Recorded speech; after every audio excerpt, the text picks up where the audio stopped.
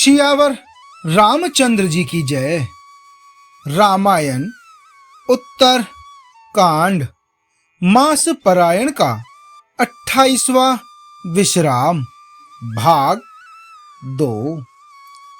भगवान शिव जी कहते हैं कि अयोध्यापुरी का और अनेक प्रकार की राजनीति का वर्णन करते हुए श्री काकभूषुंडी जी ने वह सब कथा कही जो हे भवानी मैंने तुमसे कही।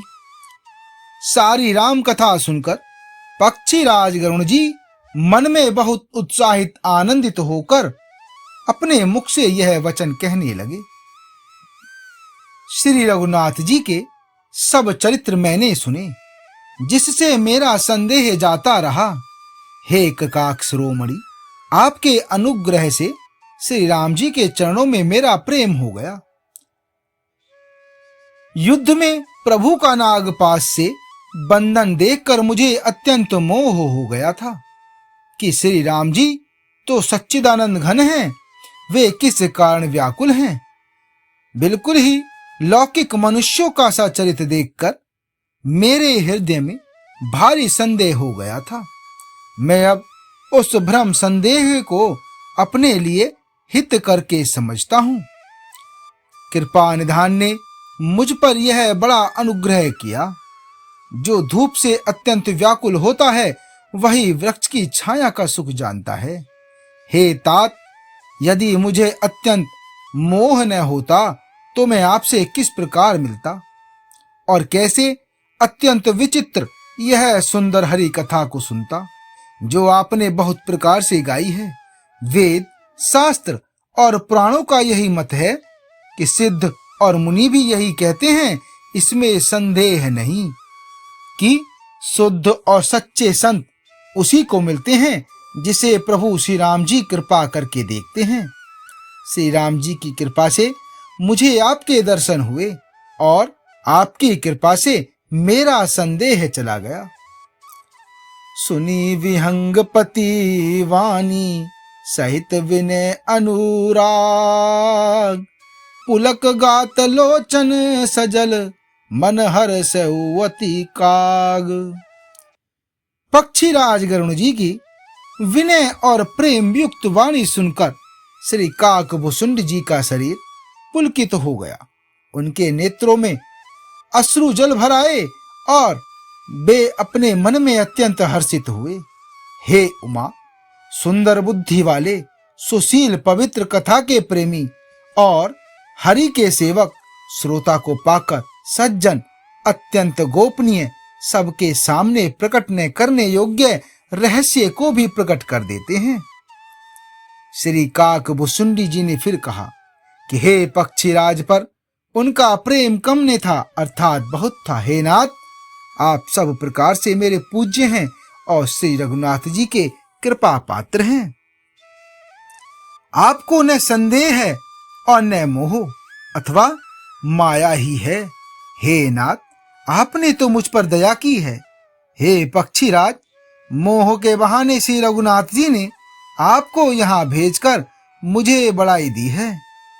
हे पक्षियों के स्वामी, आपने अपना मोह कहा, सो हे गोसाई, यह कुछ आश्चर्य नहीं है। नारद जी, शिव जी, श्री ब्रह्मा जी और सनकादि तो आत्म तत्व के मर्मज्ञ और उसका उपदेश करने वाले श्रेष्ठ मुनि हैं। उनमें से भी किस किस को मोह ने अंधा विवेक शून्य नहीं किया। जगत में ऐसा कौन है जिसे काम ने नचाया हो। तृष्णा ने किसको मतवाला नहीं बनाया, क्रोध ने किसका हृदय नहीं जलाया। ज्ञानी तापस सूर कवि कोविद गुण आगार, केहि के लोभ विडंबना की नहीं यही संसार। इस संसार में ऐसा कौन ज्ञानी, तपस्वी, सूरवीर, कवि, विद्वान और गुणों का धाम है जिसकी लोभ ने विडंबना अर्थात मट्टी पलीद न की हो। लक्ष्मी के मद ने किसको टेढ़ा और प्रभुता ने किसको बहरा नहीं कर दिया। ऐसा कौन है जिसे मृगनयनी युवती स्त्री के नेत्र बांटने लगे हों। रज, तम आदि गुणों का किया हुआ सन्निपात किसे नहीं हुआ? ऐसा कोई नहीं है जिसे मान और मद ने अछूता छोड़ा हो। यौवन के ज्वर ने किसे आप से बाहर नहीं किया। ममता ने किसके यश का नाश नहीं किया। मत्सर ने किसको कलंक नहीं लगाया। शोक रूपी पवन ने किसे नहीं हिला दिया। चिंता रूपी सापिन ने किसे नहीं खा लिया। जगत में ऐसा कौन है जिसे माया ने व्यापी हो। कीट मनोरथ दारु शरीरा, जेहि ने लाग घुन को असधीरा। सुत बित लोकई स्नातीनी, केहि के मति इन्ह कृतन मलिनी। मनोरथ कीड़ा है, शरीर लकड़ी है। ऐसा धैर्यवान कौन है जिसके शरीर में यह कीड़ा ने लगा हो। पुत्र की, धन की और लोक प्रतिष्ठा की इन तीन प्रबल इच्छाओं ने किसकी बुद्धि को मलिन नहीं कर दिया। यह सब माया का बड़ा बलवान परिवार है। यह अपार है, इसका वर्णन कौन कर सकता है।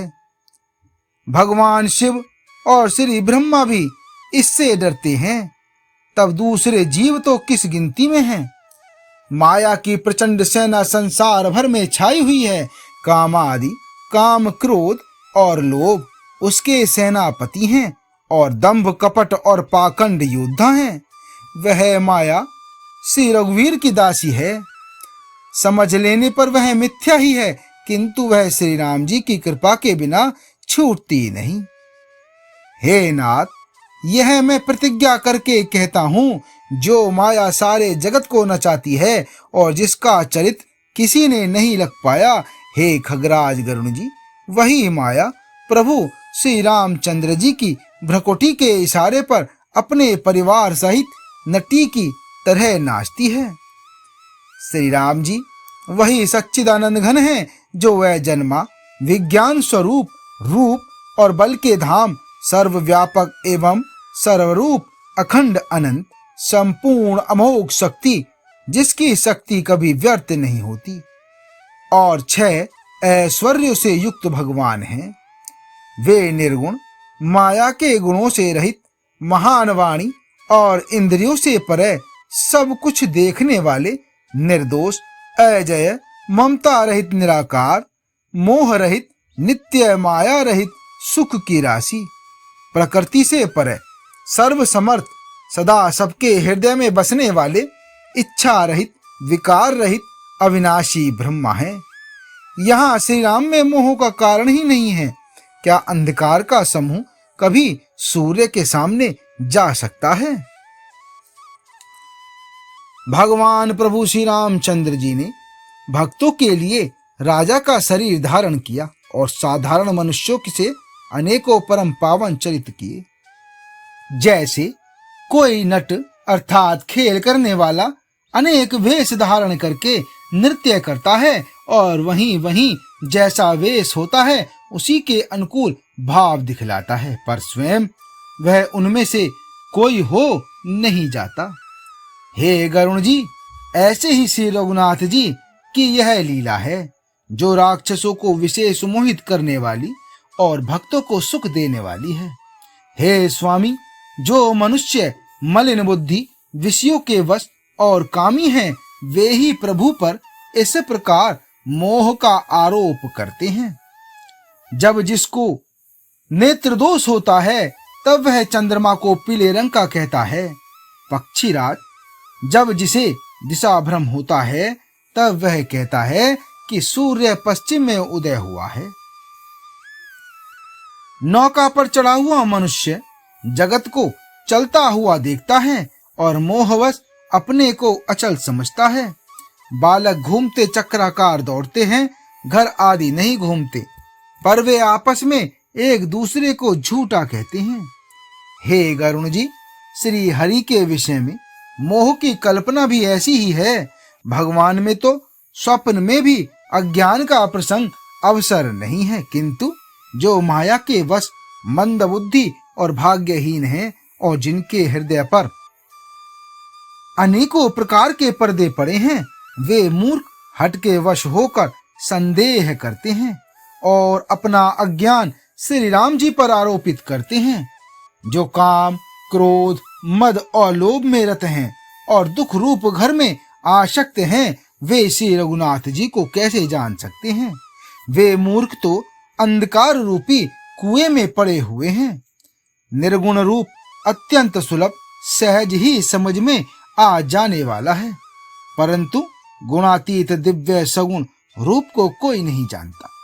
इसलिए उन सगुण भगवान के अनेकों प्रकार के सुगम और अगम चरित्रों को सुनकर मुनियों के भी मन को भ्रम हो जाता है। हे पक्षीराज गरुण जी, श्री रघुनाथ जी की अब मुझसे प्रभुता सुनिए। मैं अपनी बुद्धि के अनुसार वह सुहावनी कथा आपसे कहता हूँ। हे प्रभु, मुझे जिस प्रकार मोह हुआ वह सब कथा भी आपको सुनाता हूँ। आगे का भाग 3 में। जय श्री राम।